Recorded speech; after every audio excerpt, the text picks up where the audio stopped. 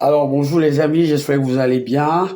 Dans cette vidéo, on va parler du Ballon d'Or France Football 2025 qui va être décerné dans quelques mois. Et on va s'attarder surtout sur le cas d'un des sérieux prétendants au sacre ultime, voilà, au Graal, la plus belle récompense individuelle qui existe dans le monde du football. Et on va s'intéresser aujourd'hui au cas de Ousmane Dembélé. Ousmane Dembélé qui vient de terminer sa saison, il faut dire qu'au moment où je fais cette vidéo, la Coupe du Monde des clubs est terminée depuis déjà 4 jours et voilà, le Paris Saint-Germain a perdu en finale. Et j'aimerais voilà, essayer d'analyser comme ça la saison de l'international tricolore pour essayer de voir parce que Ousmane Dembélé, cette saison, c'est 53 matchs. Voilà, non, en fait, 54 matchs, autant pour moi, excusez-moi, 54 matchs. 35 buts et 16 passes décisives. Ça veut dire qu'il a été décisif 51 fois en 54 matchs du Paris Saint-Germain. C'est énorme. Voilà, c'est pour des stats pareils, voilà, c'est stratosphérique. C'est vrai qu'on a été habitué à mieux avec des joueurs comme Lionel Messi, Cristiano Ronaldo, mais bon, voilà, on va pas se mentir. Les deux là, ce sont deux gros mastodontes. La saison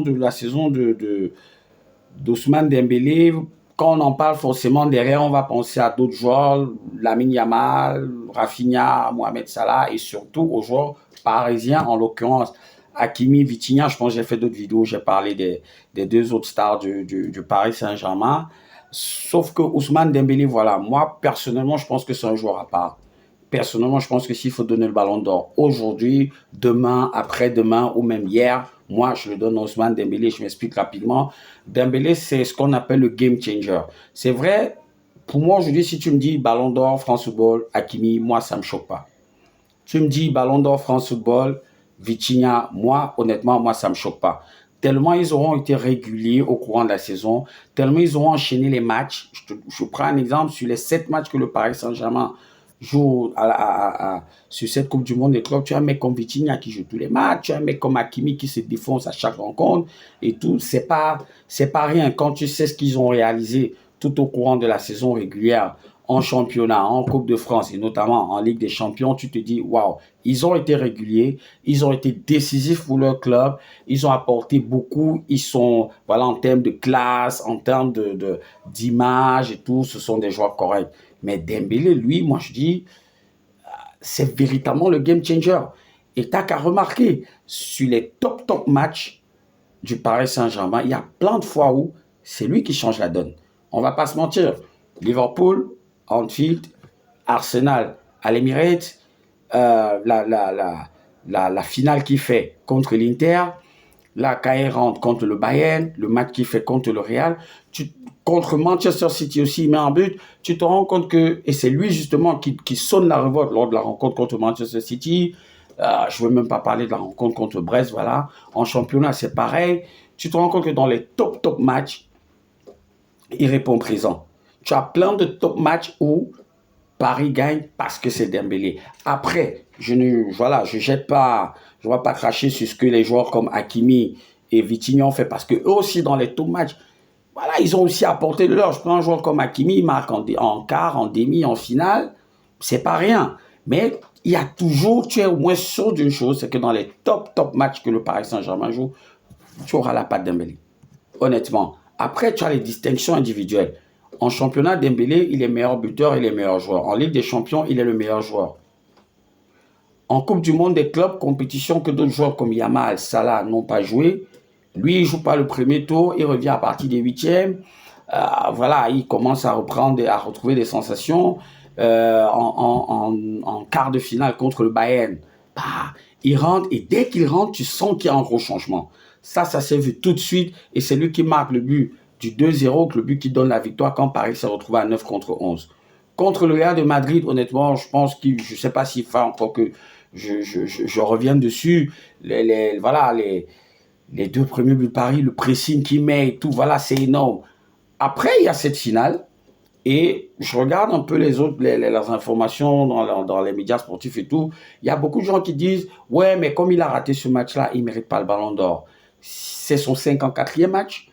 Un mec qui fait 53 matchs, 35 buts, 16 passes décisives, parce qu'il n'aurait pas gagné la finale, le dernier match. Est-ce qu'on va dire que le ballon d'or s'est joué là-dessus? Honnêtement, je ne pense pas.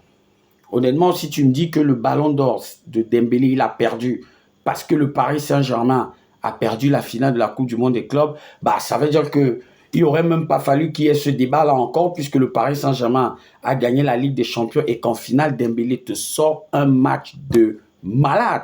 Mais il y a toujours eu ce débat. C'est-à-dire, le mec, il te gagne la Ligue des Champions. Il est meilleur joueur de la Ligue des Champions. Il y a un débat, non, c'est Dembélé, non, c'est pas Dembélé. Il arrive à la Coupe du Monde et comme une compétition, beaucoup de gens disaient, ouais, ça vaut pas la peine, les joueurs sont fatigués et tout. Et d'ailleurs, il y aura une vidéo dessus qui va arriver dans quelques heures, après celle-ci probablement.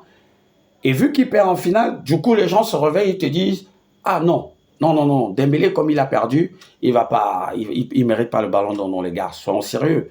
Soyons sérieux. Dembélé aura été, non seulement il aura été constant dans les performances face aux gros clubs, mais sur le terrain, c'est le mec, voilà, il a quelque chose de particulier. C'est pas le mec qui va vouloir se la péter et tout, non. Mais comme avait dit Kylian Mbappé, Dembélé, il te crève la rétine. Il te crève la rétine dans un autre sens. Autre atout qu'il a, c'est qu'en termes de transformation rapide d'un joueur, en termes de métamorphose, que ce soit sur le plan technique, tactique, comportemental, vous êtes d'accord avec moi que quand tu vois d'où Dembélé il vient, quand tu vois ce qu'il était jusqu'au mois de décembre, franchement, sur cette année 2025, je pense qu'il n'y a pas deux joueurs qui ont explosé l'écran comme Ousmane Dembélé. Honnêtement, moi, ça, c'est mon avis. Il n'y en a pas deux. Dembélé est le joueur qui aura véritablement marqué cette année civile 2025, du moins entre janvier et juillet. S'il y a un joueur, franchement, qui, voilà, aura été, c'est-à-dire la grosse surprise de la deuxième moitié de saison, je pense qu'on est tous d'accord que c'est Ousmane Dembélé. Je pense pour moi, c'est Ousmane Dembélé, je ne sais pas pour vous. Vous me le direz en commentaire et je prendrai vos avis en considération. Mais personnellement, pour moi, je pense que c'est Ousmane Dembélé.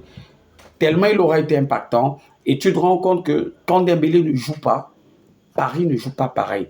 Après, c'est vrai. Je suis sûr aujourd'hui que si Hakimi ne joue pas, Paris ne joue pas pareil. Si Vitinha ne joue pas, Paris ne joue pas pareil. Ça, honnêtement, je vous le concède. Mais la transformation de Dembélé, l'apport qu'il a eu en termes de sacrifice, et moi ça me rappelle, en termes de sacrifice qu'il fait, ça me rappelle ce que Luis Enrique a dit après la finale, rien que de la façon dont il a défendu en finale, rien que de la façon dont il s'est comporté, rien de la façon dont il s'est sacrifié pour ses partenaires, parce qu'en finale, il ne marque pas, mais il fait deux passes décisives.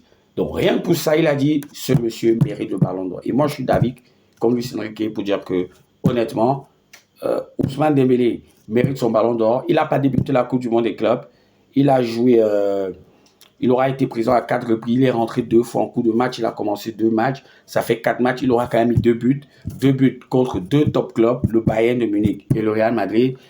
Il lui a manqué un petit quelque chose face à Chelsea. Mais honnêtement, pour moi, le ballon d'or 2025, c'est Ousmane Dembélé.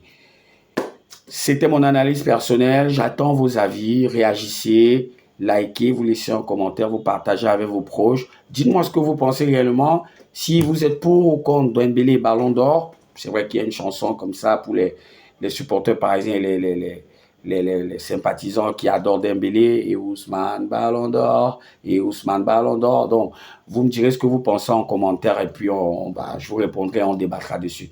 Allez, ciao, ciao et à la prochaine vidéo.